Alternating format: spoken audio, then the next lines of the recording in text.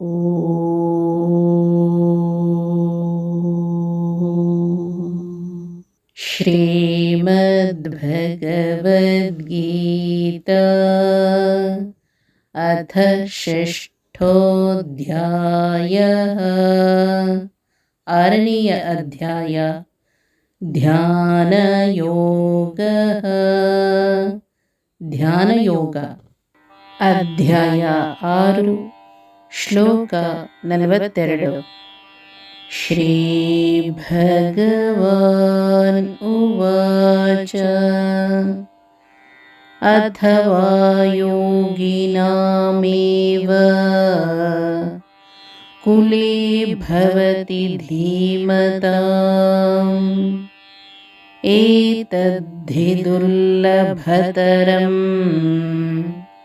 ಲೋಕೆ ಜನ್ಮ ಯದೀದೃಶಂ.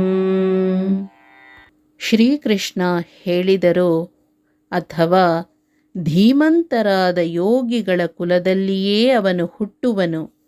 ಇಂತಹ ಈ ಜನ್ಮವು ಲೋಕದಲ್ಲಿ ದುರ್ಲಭತರವಾದದ್ದು.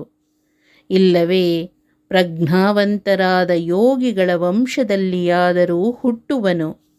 ಇಂತಹ ಜೀವನವನ್ನು ಈ ಲೋಕದಲ್ಲಿ ಪಡೆಯುವುದು ದುರ್ಲಭ. ಅಥವಾ ಬಲ್ಲವರಾದ ಯೋಗಿಗಳ ಮನೆತನದಲ್ಲಿ ಹುಟ್ಟುತ್ತಾನೆ. ಲೋಕದಲ್ಲಿ ಈ ಬಗೆಯ ಹುಟ್ಟು ತುಂಬ ದುರ್ಲಭವಾದದ್ದು.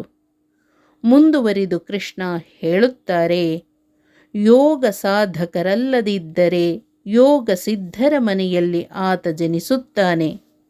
ಇದರಿಂದ ಗರ್ಭದಿಂದಲೇ ಆತನಿಗೆ ಯೋಗದ ದೀಕ್ಷೆಯಾಗುತ್ತದೆ.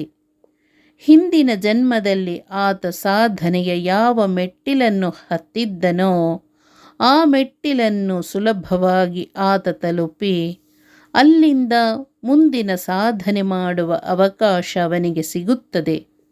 ಇದು ಅಧ್ಯಾತ್ಮ ಸಾಧನೆಯಲ್ಲಿನ ವಿಶೇಷ. ಒಂದು ಜನ್ಮದಲ್ಲಿ 2 ಮೆಟ್ಟಿಲು ಹತ್ತಿದರೆ ಮುಂದಿನ ಜನ್ಮದಲ್ಲಿ ನೇರವಾಗಿ 3ನೇ ಮೆಟ್ಟಿಲಿಗೆ ಹೆಜ್ಜೆ. ಈ ಕಾರಣದಿಂದ ಯಾವ ಸಾಧನೆಯೂ ವ್ಯರ್ಥವಲ್ಲ.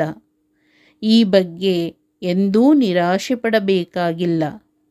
ಈ ರೀತಿ ಪಕ್ವವಾದ ಜೀವ ಯೋಗ ಸಿದ್ಧರ ಮನೆಯಲ್ಲಿ ಹುಟ್ಟುವುದರಿಂದ ಆತನಿಗೆ ಅಲ್ಲಿ ಅನುವಂಶೀಯ ಸಾತ್ವಿಕ ಸೆಳೆತ, ಅಂದರೆ ಜೆನೆಟಿಕ್ ಫೋರ್ಸ್, ಮತ್ತು ಅದಕ್ಕೆ ಬೇಕಾದ ವಾತಾವರಣ, ಅಂದರೆ ಎನ್ವೈರ್ನಮೆಂಟಲ್ ಫೋರ್ಸ್ ಸಿಗುತ್ತದೆ.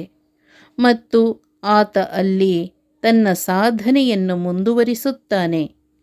ಲೋಕದಲ್ಲಿ ಯೋಗ ಸಿದ್ಧರ ಮನೆಯಲ್ಲಿ ಹುಟ್ಟು ಬಹಳ ದುರ್ಲಭ. ಸಾಧನೆಯ ಹಾದಿಯಲ್ಲಿ ಎತ್ತರಕ್ಕೇರಿದವರಿಗೆ ಮಾತ್ರ ಈ ಭಾಗ್ಯ. ಹರೇ ಓಂ. ಶ್ರೀಕೃಷ್ಣಾರ್ಪಣಮಸ್ತು.